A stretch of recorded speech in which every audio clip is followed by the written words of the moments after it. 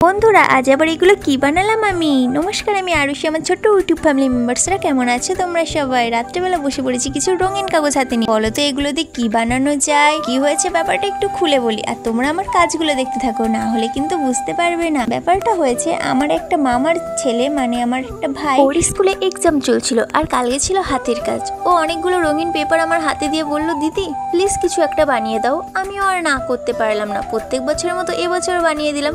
কি বানাচ্ছি তোমরা দেখো।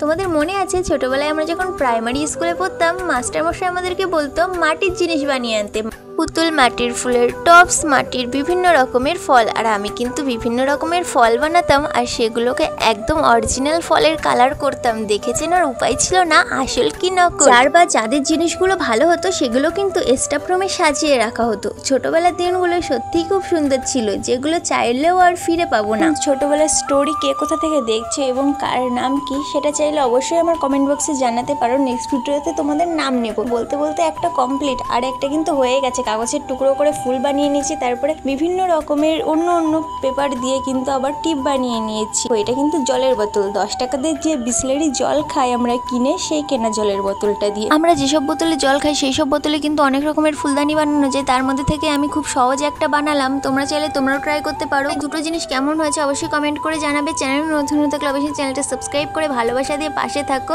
আর এই দেখো দিনের বেলা সূর্যের আলোয় কেমন ঝাপসা লাগছে আমার ক্যামেরাতে, বাট সামনে থেকে দেখতে অনেকটাই উজ্জ্বল ছিল। নেক্সট ভিডিওটা দারুণ হতে চলেছে, কি হবে সেটা ভিডিওটা দেখলেই বুঝতে পারবে। আজকের মতো এই পর্যন্ত, দেখা হচ্ছে নেক্সট ভ্লগে। ততক্ষণে সবাই ভালো থেকো, সুস্থ থেকো, বাই।